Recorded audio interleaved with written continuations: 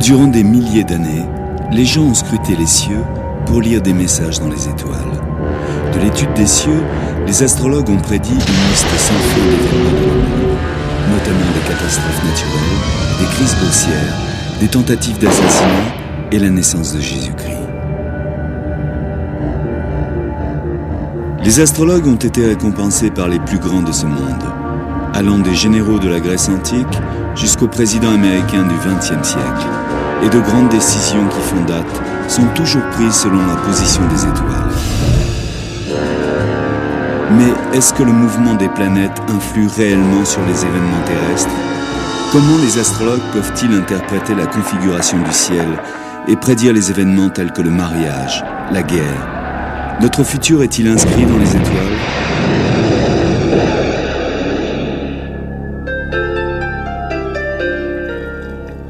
Au XVIIIe siècle, en Angleterre, il y avait deux hommes dont le passé ne pouvait pas être plus différent. L'un était un simple forgeron, l'autre, le roi George III d'Angleterre. En dépit de cela, leur vie était pleine de similitudes. Ils ont hérité de leur père dans le même mois, ils se sont mariés le même jour, ont eu le même nombre d'enfants, ont été malades au même moment et ont encouru les mêmes accidents.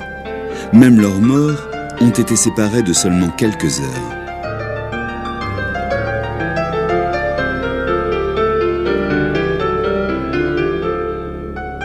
Ils n'étaient pas parents de sang, mais ils étaient des jumeaux astrologiques nés virtuellement au même moment, seulement séparés de quelques kilomètres, et leurs horoscopes étaient identiques. D'après les croyances astrologiques, la similitude des modèles de leur vie était prévisible.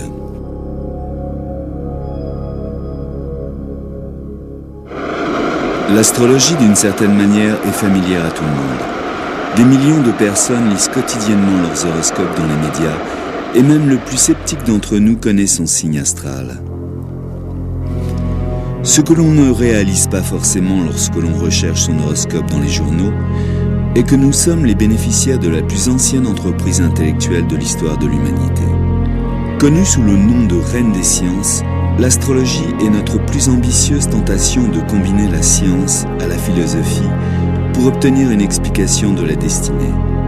L'astrologie est aussi vieille que les premiers écrits de l'histoire. Cela débuta il y a 5000 ans, lorsque les gens commencèrent à observer et à noter le mouvement des étoiles dans le ciel. Intrigués par leurs observations, ils imaginèrent une relation entre les mouvements dans le ciel et la vie des humains sur Terre. Depuis, les astrologues ont conservé cette connexion entre les planètes et le peuple, mais ne se sont jamais mis d'accord sur le comment et le pourquoi. L'astrologie a traversé le temps. Elle est aussi populaire qu'auparavant et existe n'importe où dans le monde. L'historien Nick Campion de l'université de Cambridge a effectué une étude académique sur l'influence de l'astrologie. L'astrologie, en fait, est infiniment flexible. On ne peut pas nier le fait que c'est l'un des outils les plus précis pour décrire les caractères et pour prédire le futur. Robert Curray est un astrologue important qui attire chaque année des milliers de personnes dans son magasin.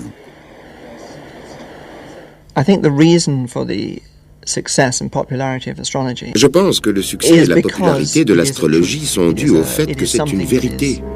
C'est quelque chose de fondamental.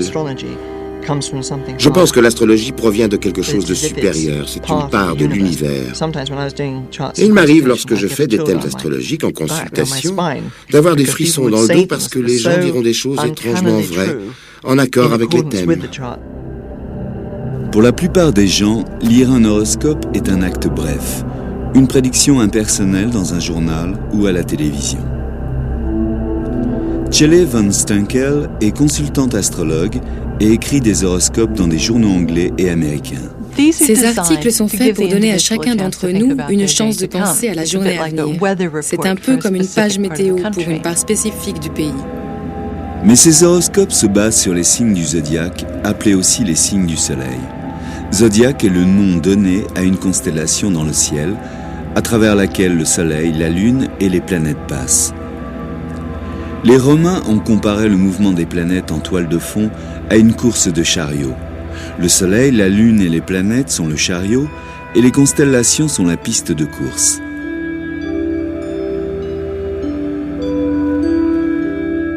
Le zodiaque est découpé en 12 divisions ou signes. Chaque personne née durant les 30 jours, durant lesquels le soleil traverse la division, appartient à ce signe. Et les astrologues croient que les gens seront influencés par ces caractéristiques. Les prévisions du soleil sont très générales. Néanmoins, les horoscopes dans les journaux connaissent un large suivi. Erin Sullivan, écrivain et formatrice en astrologie, a aussi rempli quelques colonnes dans des quotidiens. Les signes du soleil dans les journaux intéressent des millions de personnes, et c'est souvent pourquoi les gens les achètent. Certaines personnes qui rédigent ces colonnes ont un terrible succès, ils sont très forts.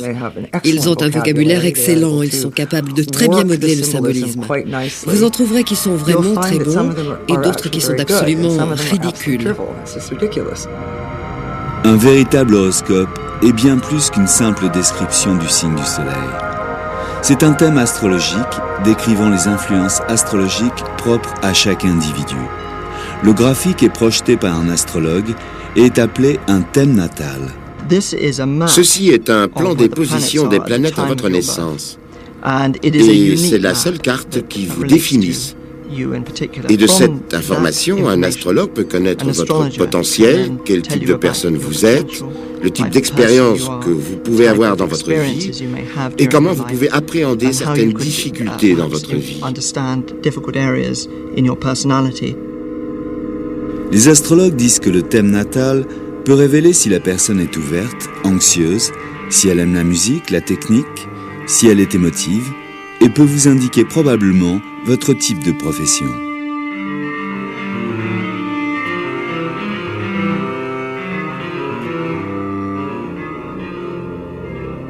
Ce thème est une image du ciel au moment exact de votre naissance. Les motifs dans les cieux peuvent changer en moins de 4 minutes. Donc personne, à part ceux qui sont nés au même moment, ne peuvent prétendre avoir le même horoscope. On suppose que des jumeaux astrologiques comme le roi George III et le forgeron doivent avoir le même type de vie comme des vrais jumeaux, nés à quelques minutes cruciales d'intervalle. Peu de personnes connaissent l'heure exacte de leur naissance, mais ceci n'empêche pas d'avoir un horoscope. Habituellement, les astrologues projettent un thème sur la date de naissance.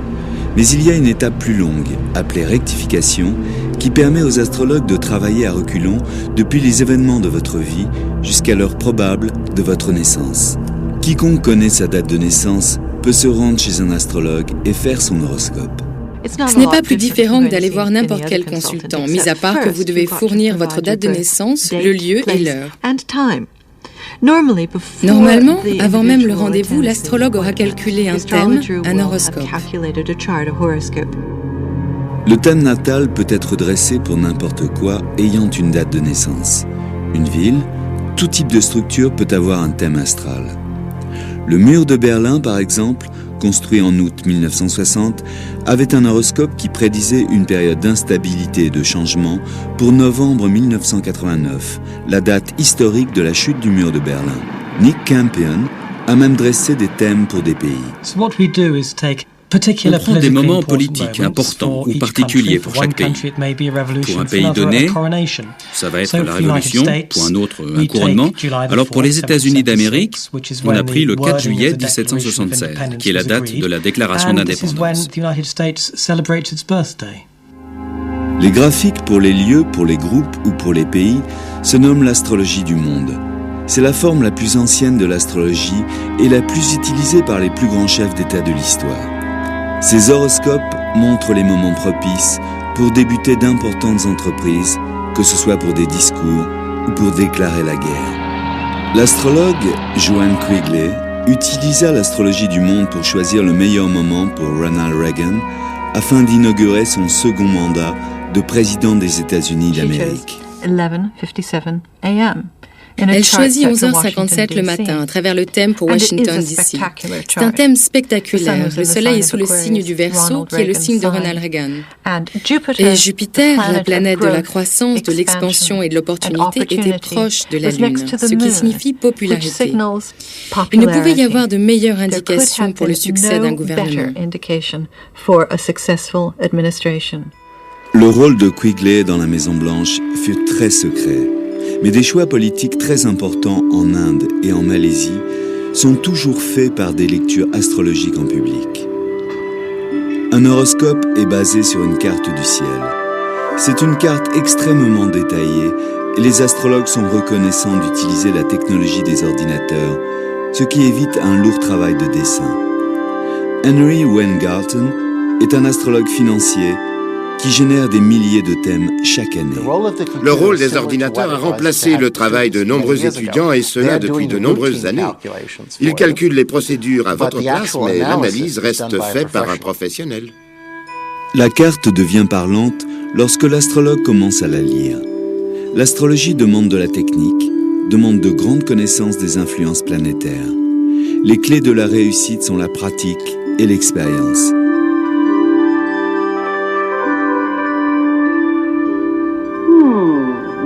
Your love life's not very satisfactory. Les astrologues ne prétendent pas qu'un horoscope prédit totalement le futur. Ils disent que les étoiles ne sont pas catégoriques. Elles expriment une tendance. Donc, aucun horoscope ne va déclarer que tel accident va survenir, seulement qu'à un certain moment, un accident est possible. Les astrologues ont pour but de fournir à leurs clients des informations supplémentaires pour les aider à choisir sans restriction. De nombreuses personnes pensent que la lecture d'un horoscope provoque la réflexion et pousse la concentration sur les issues. Ça les aide à prendre des décisions. Comment l'analyse d'une carte du ciel peut-elle influencer les décisions des gens sur Terre? La réponse réside dans la croyance de l'astrologie et l'influence des planètes. Une croyance qui naquit il y a 5000 ans. 3000 ans avant Jésus-Christ, l'astrologie naquit parmi les anciennes civilisations de Mésopotamie, aujourd'hui représentées sur le territoire de l'Irak. Dans une région appelée Babylone, les premiers astrologues se posèrent sur leur petite colline, Ziggurat, d'une centaine de mètres d'altitude pour observer les étoiles. Ils se mirent à observer que les corps célestes, les planètes, semblaient suivre des chemins étranges, se croisant parfois à de grande vitesse, parfois au ralenti et même parfois à reculons.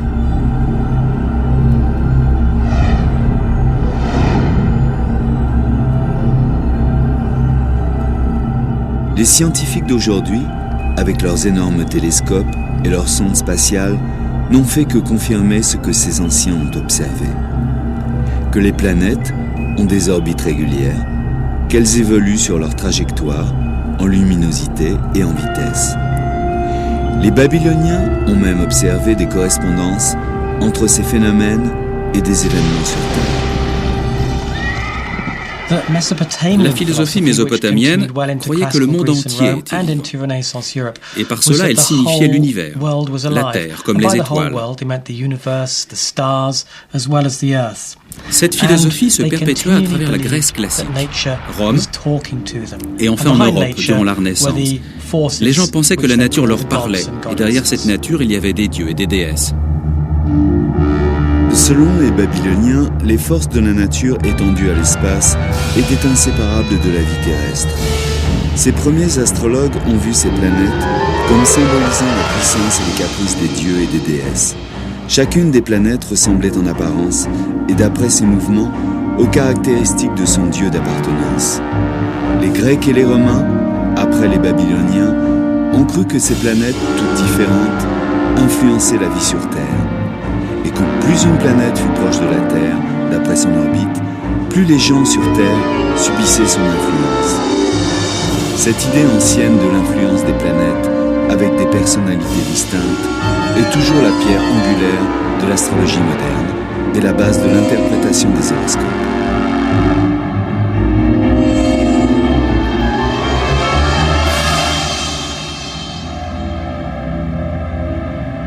La fonction principale d'un horoscope est d'enregistrer la position des planètes pour évaluer leur influence. Ce thème, l'horoscope de John Fitzgerald Kennedy, est sténographié et développé par les astrologues à travers les siècles.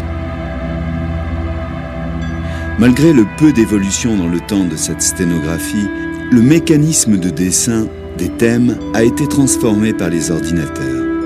Mais les astrologues continuent à apprendre les techniques traditionnelles en utilisant les tableaux astrologiques.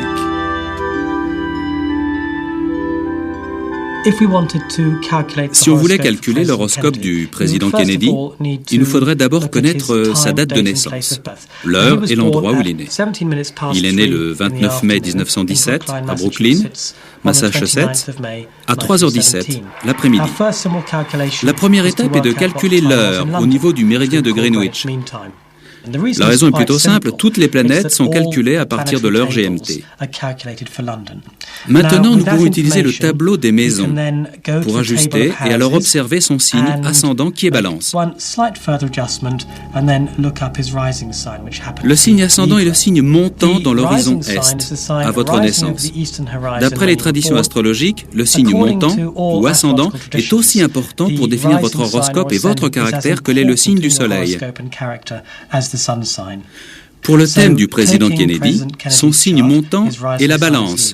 On le note attentivement à gauche et on remplit le reste des signes du zodiaque autour du cercle jusqu'au signe de la Vierge.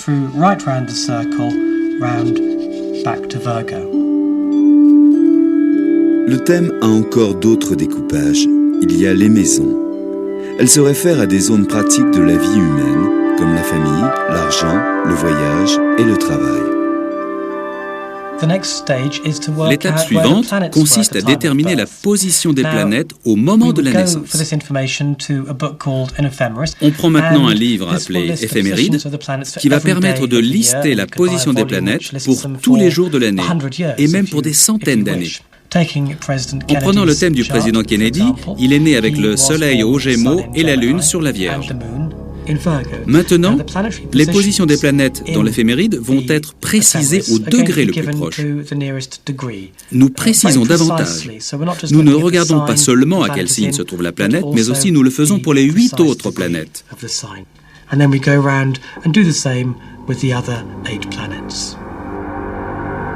Une fois les planètes enregistrées sur la carte, on peut commencer l'interprétation. L'astrologue doit connaître les influences identifiées pour chaque planète. Pour le thème de Kennedy, les planètes les plus significatives sont Jupiter, la planète des dirigeants et du succès, Mercure, la planète de l'esprit et de la communication, Mars, la planète de la guerre, Vénus, la planète de l'amour, et Pluton, la planète de la mort et de la fin. L'influence des planètes les unes sur les autres peut être aussi importante que leur effet individuel. Un groupement puissant est une des clés du thème de Kennedy. Il est intéressant de voir qu'il avait une très importante conjonction de planètes autour du Taureau. Une conjonction signifie un lien très étroit, en dessous de 8 degrés, avec le signe. Et il a Jupiter, qui est la planète de l'optimisme et de la croissance. Mercure, qui est la planète qui a dirigé son processus mental, ses idées. Et la planète Mars, qui est la planète de la colère et de l'agression, et qui indique la guerre en politique.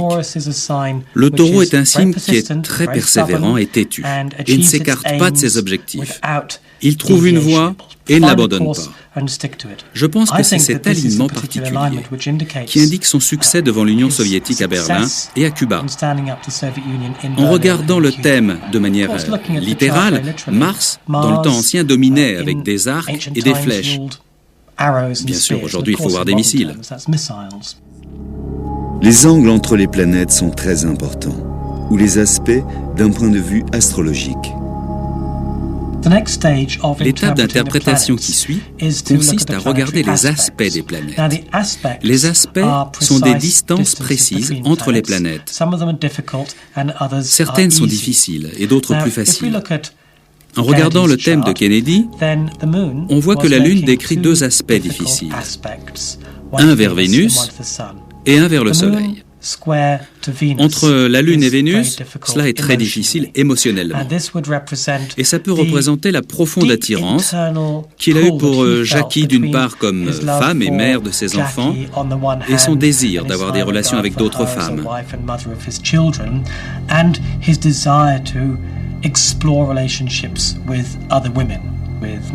Avec Marilyn Monroe et d'autres. Et la même chose se serait passée entre la Lune et le Soleil, ce qui représente le divorce ou une cassure dans le mariage. Et si Kennedy était vivant aujourd'hui, nous aurions vu sa relation avec Jackie en pleine débâcle publique. Comme nous le savons, c'était déjà le cas, mais en privé. Si nous regardons Pluton, à travers le thème de Kennedy, alors dans la mythologie ancienne, Pluton était le maître du monde souterrain. Dans l'astrologie moderne, c'est une planète qui représente la fin, en l'occurrence la fin de la vie. Maintenant, il est troublant de remarquer que lorsque Kennedy est né, Pluton était exactement au-dessus de Dallas. Voilà comment calculer et interpréter un thème. Aujourd'hui, n'importe quel ordinateur peut faire le calcul, mais rien ne peut remplacer les interprétations des astrologues.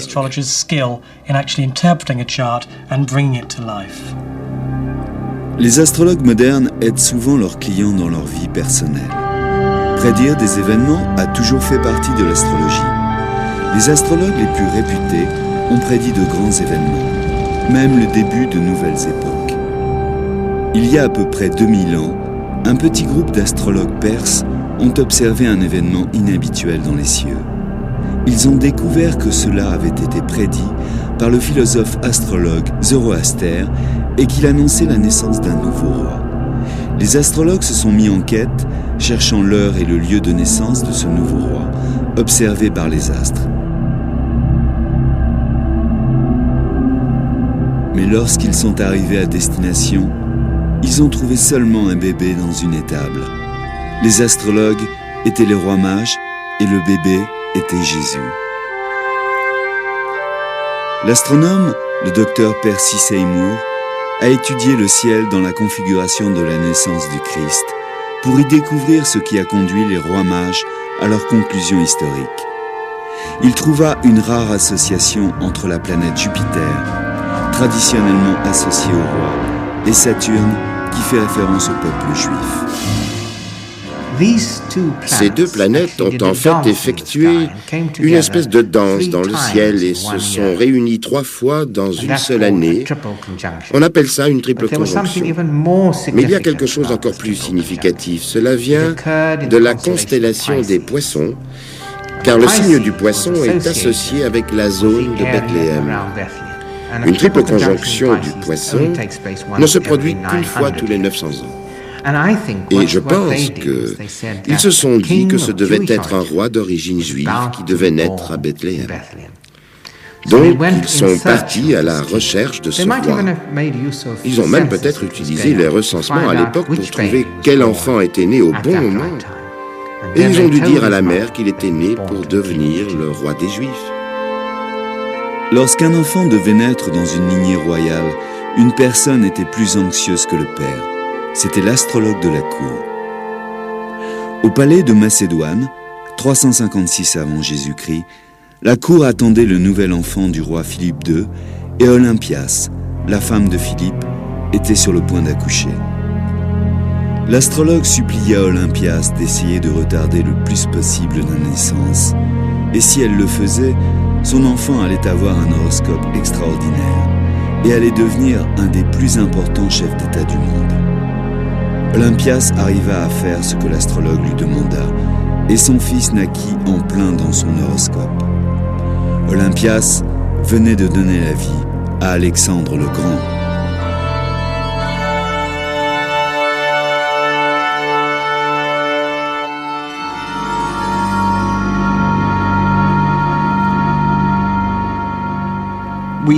On a passé d'interminables moments à le regarder.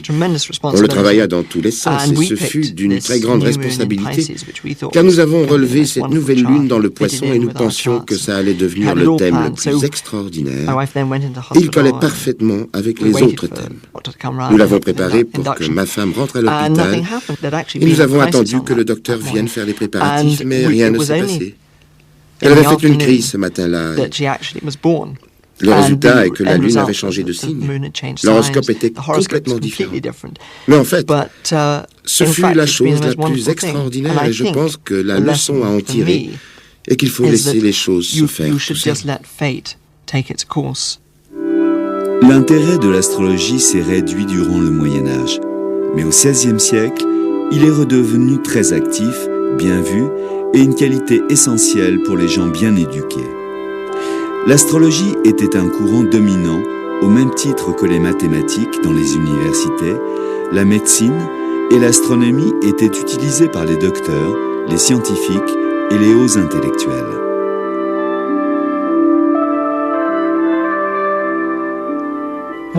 L'un des astrologues les plus connus de toute l'histoire de l'astrologie était John Dee, qui était l'astrologue privé de la reine Élisabeth Ier d'Angleterre.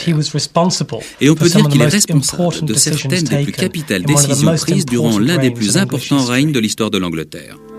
Le travail de Dee a aussi consisté à être un espion pour Élisabeth. Mais l'astrologie, et non la politique étrangère, était le fer de lance de sa fonction auprès de la reine. Il choisit des dates propices pour tout événement important.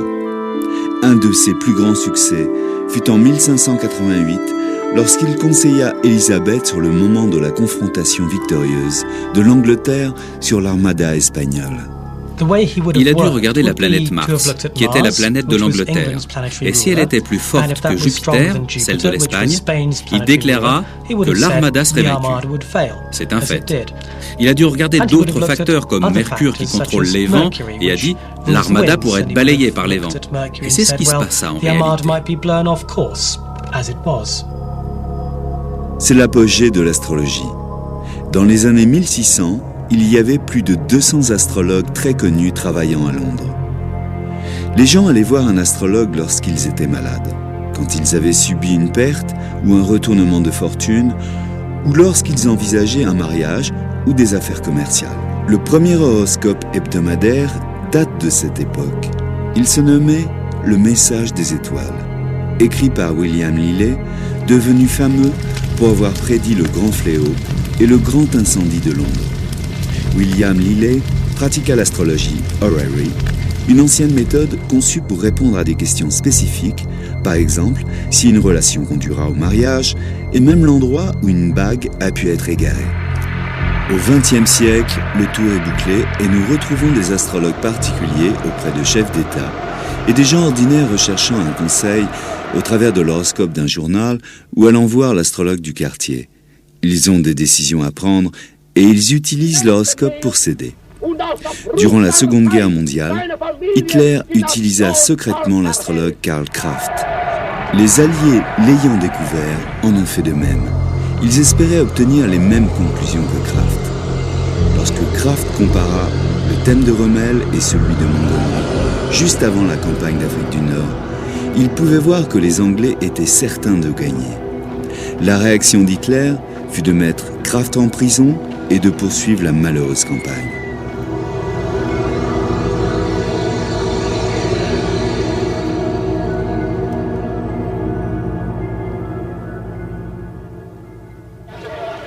Le président Ronald Reagan était plus enclin de suivre les conseils de son astrologue Johann Quigley.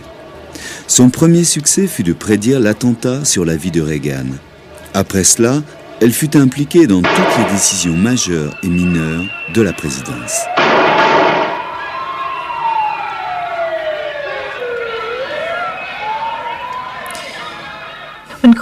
Lorsque Quigley était au travail, ses calculs avaient la précision de l'heure du décollage de l'avion présidentiel Air Force One pour des conférences au sommet. Et le message allait et venait de Quigley au bureau du président sans cesse jusqu'à l'obtention exacte de l'heure du décollage de l'avion pour tel ou tel rendez-vous au sommet. Et il s'exécutait.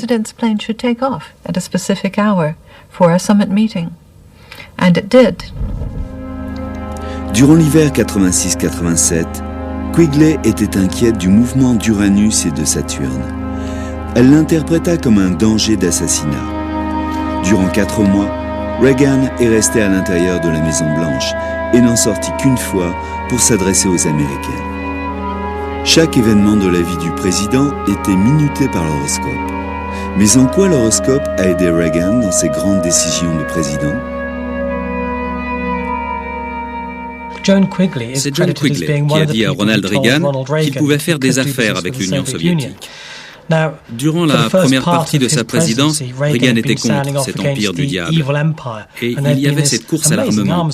C'est alors que John vint avec l'horoscope de Gorbatchev et dit à Reagan « Regardez, c'est un homme avec qui vous pouvez faire des affaires. » Ronald Reagan utilisait l'astrologie pour prendre des décisions qui ont changé l'histoire du monde. Mais des millions de gens ordinaires utilisent l'astrologie dans leur vie de tous les jours. Et ceci pour tout type de raisons. L'astrologie se veut perspicace. Et il n'existe pas de domaine dans la vie où la perspicacité, donc l'astrologie, ne peut être utilisée. L'astrologie peut aider, de la recherche d'un porte-monnaie à la planification d'un voyage. L'horoscope a solutionné les problèmes personnels de beaucoup de gens. Les astrologues pensent qu'un thème astral peut vous aider à vous connaître et ainsi être mieux préparé à affronter les défis. L'horoscope est le document le plus égocentrique imaginable. Une carte de l'univers avec l'individu au centre. Pour de nombreuses personnes, ce thème permet de révéler le passé, le présent et le futur. Diana a utilisé l'astrologie assez souvent, et autant que l'on puisse dire, avec succès. Elle est née avec le soleil au Cancer, qui représente l'attention, la compassion, le côté émotionnel de son caractère, mais aussi son côté timide et réservé.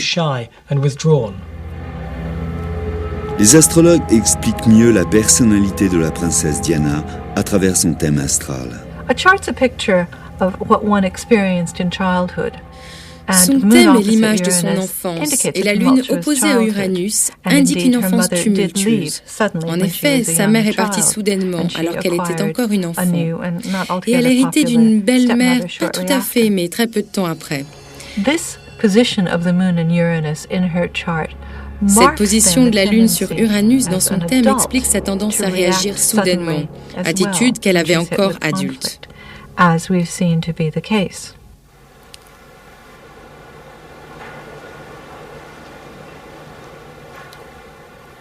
Je pense que l'astrologie était une chose très importante pour Diana, en considérant les difficultés qu'elle pouvait rencontrer. Par exemple, je pense à la Lune dans le signe du Verseau, au milieu de Vénus, qui est très difficile émotionnellement et cause de grandes tensions. Son astrologue lui montra comment tourner les choses de manière positive, car c'est un alignement très idéal. Et c'est alors qu'elle rencontra Mère Teresa et commença à s'impliquer totalement dans des œuvres de charité telles que le sida, allant même jusqu'au contact avec les victimes du sida. Dans le thème de la princesse Diana, on voit Saturne, la planète du devoir et de la responsabilité, défiée par Neptune, qui représente la désillusion et la désintégration. Vénus, la planète de l'amour et de la romance, est opposée à Pluton, la planète des choses cachées, de l'opposition et de la fin. Le palais aurait mieux fait de bien regarder l'horoscope de Diana. Ils auraient vu qu'elle ne pourrait jamais se contenter d'une situation tendue, qu'elle ne pouvait pas simplement obéir à des règles. Ils auraient même pu s'en servir dans la situation, la rupture du mariage tout simplement, beaucoup plus positivement.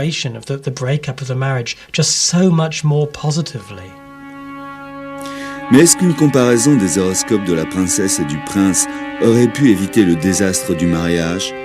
Peu d'astrologues pensent qu'il est possible de prédire le bonheur de deux personnes, mais tous pensent que cela aurait pu annoncer les problèmes. Le thème du prince Charles montre Vénus à côté de Neptune, qui indique une idéalisation de la femme, en particulier sa mère. Un aperçu du thème de la princesse Margaret montre un dénouement malheureux dans les relations amoureuses. Il montre Vénus attendant l'amour, opposée à Saturne, la planète des devoirs, laissant prévoir la crise durant laquelle elle abandonna l'amour de sa vie, un divorcé pour éviter un scandale. L'astrologie est souvent utilisée pour le mariage. C'est une des raisons les plus fréquentes pour laquelle on consulte. Les questions se concentrent souvent sur les chances de succès des relations entre deux personnes. Des astrologues, comme Eugénie Diserio de New York, se sont spécialisés dans cette branche.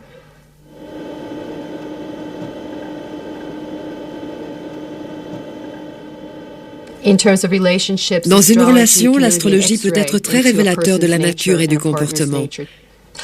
Bien sûr, beaucoup de gens ont des problèmes, vous savez, et ils disent « c'est mon anniversaire et c'est celui de ma partenaire, et notre relation est un désastre. Est-ce que vous avez une solution pour nous aider ?»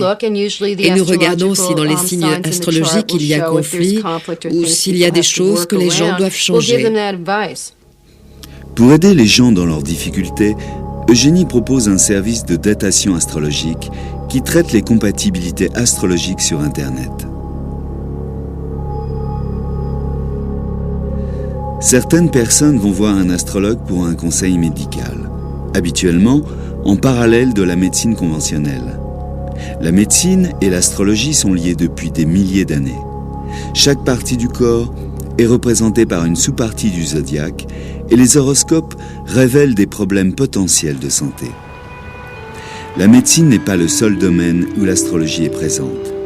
Les astro-économistes sont une nouvelle vague de conseillers financiers qui utilisent cet art ancien pour les aider à jouer à la bourse. Certains investisseurs utilisent l'astrologie comme une information conventionnelle pour prédire les marchés. Henry Weingarten a de nombreux succès à son crédit. Nous avons des preuves que ça fonctionne. J'ai prédit la chute du marché de Tokyo il y a 2 ans et demi, à 2 jours près. À Wall Street, les gens sont très intéressés. Est-ce que ça marche? Quelle est la pertinence de l'information? Combien d'argent je peux gagner? Ce ne sont pas des prédictions directes. Chaque décision se base sur une douzaine d'autres. Il arrive que des centaines de thèmes soient interprétés et collectés par l'astrologue. Je commence d'abord à décider dans quelle partie du monde je veux investir, regardant l'horoscope d'un pays donné et l'horoscope d'une monnaie donnée. Ensuite, je regarde l'horoscope de la bourse, le marché sur lequel nous souhaitons investir, et finalement le stock lui-même. De nombreuses surprises dans les marchés sont prévisibles par l'astrologie, comme la guerre dans le Golfe, qui était quelque chose que nous avions anticipé. L'horoscope des affaires semble fonctionner de la même manière que l'horoscope sur les gens. Ils indiquent les influences, les probabilités d'évolution, nous guident en quelque sorte plutôt que de nous dicter.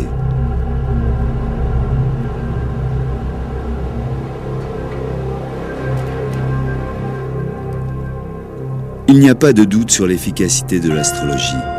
Pour ceux qui l'utilisent dans ce sens, les autres sont moins convaincus. Les scientifiques ont du mal à croire en un système qui n'a pas d'explication à proposer.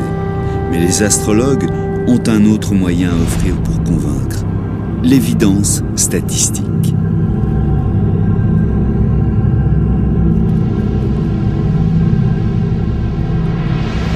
L'intérêt populaire de l'astrologie est une énigme pour les scientifiques du XXe siècle, qui la voient comme une superstition retardée. Dans les années 50, un Français, Michel Gauquelin, scientifique et statisticien non convaincu par l'astrologie, réfuta une étude statistique dans laquelle l'écrivain astrologue Léon Lasson avait mis en rapport l'horoscope avec le choix de carrière. À sa surprise, il confirma les conclusions de Lasson. Il répéta même son étude et trouva des résultats encore plus significatifs. Il trouva un résultat très intéressant en étudiant des hommes qui avaient réussi dans la profession médicale, gagné des prix et fait des découvertes scientifiques. Il a découvert que tous ces hommes étaient nés principalement quand Saturne et Mars avaient atteint leur plus haut point dans le ciel. Gauquelin trouva ce qu'on appela l'effet Mars. Son effet était encore plus concentré pour des athlètes de niveau mondial. Quant aux écrivains, ils avaient plutôt tendance à voir la lune montante dans leur thème. La chose frappante pour les étudiants en astrologie et que ces découvertes se basent sur des croyances traditionnelles sur les influences planétaires.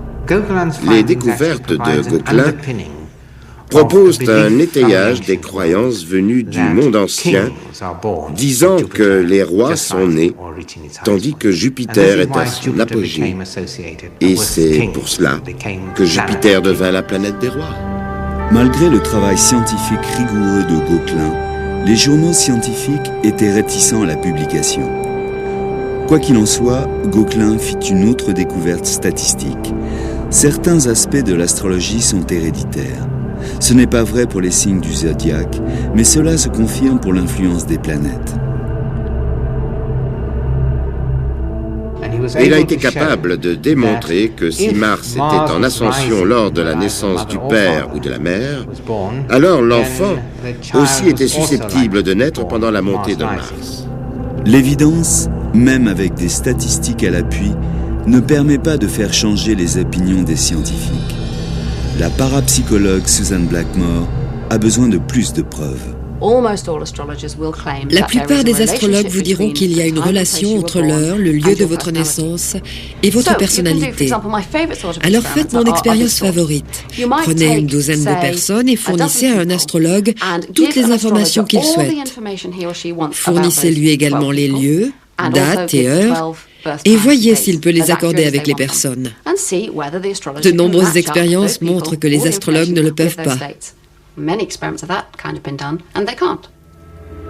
Une expérience similaire a révélé dans des tests psychologiques que la personnalité correspond plus au signe du soleil que l'horoscope natal complet.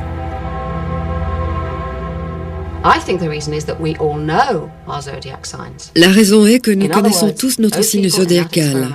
En d'autres termes, les personnes expérimentées s'identifient dans ce qu'ils pensent être leur signe. Certains scientifiques comprennent que les astrologues sont perçus aussi fidèlement par leurs clients. En particulier, les psychologues se sont intéressés à expliquer ces succès. Carl Jung croyait qu'il y avait une relation entre les planètes et les événements terrestres, mais qu'aucun d'entre eux n'influençait l'autre. Ils font tous les deux partie d'un même modèle. Bob Breyer a une théorie différente de la manière dont les astrologues obtiennent leurs résultats. Cela n'a rien à voir avec les étoiles, c'est quelque chose d'autre, et c'est probablement la perception extrasensorielle. Si l'astrologie fonctionnait exactement comme le prétendent les astrologues, il y aurait une corrélation directe entre la position des cieux au moment de votre naissance et vos actions ultérieures. Et alors, le meilleur astrologue serait un ordinateur. Mais j'ai le sentiment que nombre d'astrologues pensent qu'il n'est pas possible de le faire seulement avec un ordinateur. Et c'est alors que l'interprétation devient la perception extrasensorielle. De nombreux psychologues maintiennent que de bons astrologues, ceux qui impressionnent leurs clients avec l'exactitude de leurs analyses, ceux qui peuvent pointer des zones à problème, en fait, combinent plusieurs compétences. Ils peuvent par exemple être très forts en reconnaissant des signaux inconscients émanant de leurs clients, ou bien tout simplement être doués pour dire à leurs clients ce qu'ils souhaitent entendre. Je pense que le pouvoir de l'astrologie réside dans le désir de se reconnaître dans les descriptions qui leur sont exposées. Donc, par exemple, si je vous dis des choses que vous souhaitez entendre, vous êtes confiant, mais en fait, vous êtes plus tracassé qu'il n'y paraît. Maintenant, presque tout le monde vous dira que c'est vrai pour eux, mais pas sur d'autres personnes, parce que vous ne réalisez pas que tout le monde est comme cela. Vous pouvez assez facilement croire que l'astrologie est bien plus vraie qu'elle ne l'est en réalité. Mais les astrologues sont également convaincus qu'un horoscope a ses propres vérités. Leur position est que de bons astrologues obtiennent des résultats parce qu'ils sont expérimentés dans la lecture des thèmes. On m'a demandé de faire un thème en cadeau pour un homme, quelqu'un que je n'avais jamais rencontré. Ayant l'heure de sa naissance, la date et le lieu, je fis donc une cassette pour lui et lui envoya par la poste et n'y pensa plus. Jusqu'à ce que je reçoive un coup de téléphone de sa femme. Elle me dit que la cassette lui permit de comprendre mieux son époux, qu'elle ne l'avait pu jusqu'alors. Percy Seymour est l'un des rares scientifiques à développer la théorie avec des évidences sur le sujet. Il a cherché à expliquer Gobelin, démontrant une relation entre la position des planètes et la vie des individus.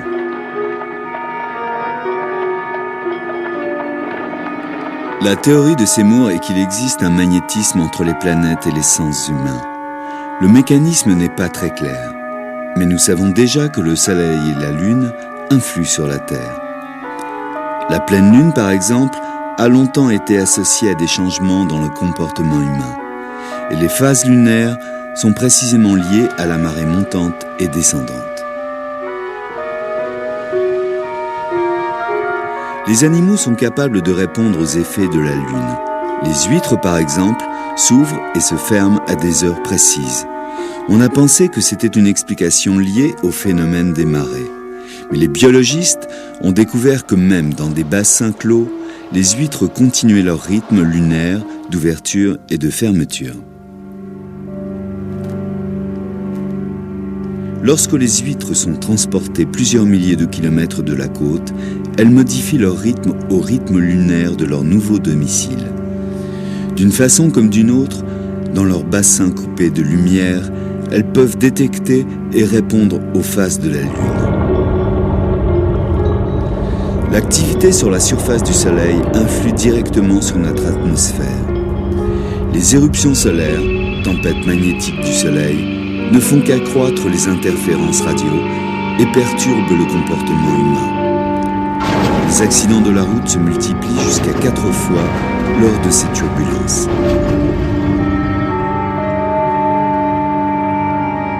Les scientifiques admettent que les animaux et les humains peuvent détecter des signaux de voisins proches et puissants comme le Soleil et la Lune. Mais, et concernant les planètes qui sont nettement plus éloignées de la Terre, Percy Seymour a une théorie pour l'influence des planètes. Nous savons tous que le Soleil et la Lune ont des influences sur la Terre. Comment les planètes peuvent entrer dans ce scénario? Comment peuvent-elles jouer un rôle alors qu'elles sont si éloignées de nous? Et leur éloignement provoque sur nous une si petite influence. Je pense que c'est là que le Soleil intervient. Le Soleil peut influencer les faibles forces des planètes et ces infimes forces peuvent être amplifiées par le champ magnétique du Soleil, de sorte que le Soleil peut perturber sous forme de violents orages, par exemple. Ceci affecte le champ magnétique de la Terre et puisque ce champ magnétique terrestre influe sur une grande variété d'organismes, il peut également influencer l'espèce humaine. L'idée de Seymour est que le système nerveux humain et animal réagit comme des capteurs pour détecter les vibrations du champ terrestre. Une symphonie complexe, orchestrée par le système solaire, constamment en mouvement. Les premiers signaux sont gravés dans notre système nerveux encore vierge, avant même que l'on vienne au monde. Je pense que durant les 9 mois de grossesse, lorsque le fœtus est toujours dans l'utérus, il développe un système de capteurs aériens, qui est le système nerveux, qui assimile les tons, les mélodies, des musiques magnétiques provenant du système solaire. À la naissance, la majeure partie des informations lui viendra de ces 5 sens. Mais il se peut que dans sa vie à venir, l'individu enregistre les thèmes et les mélodies de la symphonie qu'il entendait lorsqu'il était dans l'utérus. Et il sera prédisposé à réagir d'une certaine manière. Le débat continue, mais tandis que les scientifiques discutent, les astrologues sont encore plus populaires que durant les 3 derniers siècles. Nous ne savons toujours pas encore s'il existe des bases scientifiques pour l'astrologie, mais durant des siècles, le même message a émergé encore et encore. Les planètes font partie du même système solaire que la Terre, et d'une façon comme d'une autre, leur influence est ressentie dans la vie des humains. Pour les milliers d'astrologues qui aident leurs clients à se concentrer sur leur vie et leurs problèmes, les étoiles ont plus qu'une charitable présence dans la nuit. Elles sont les gardiennes de nos forces et de nos faiblesses, de nos désirs, de nos ambitions. Elles sont notre destinée.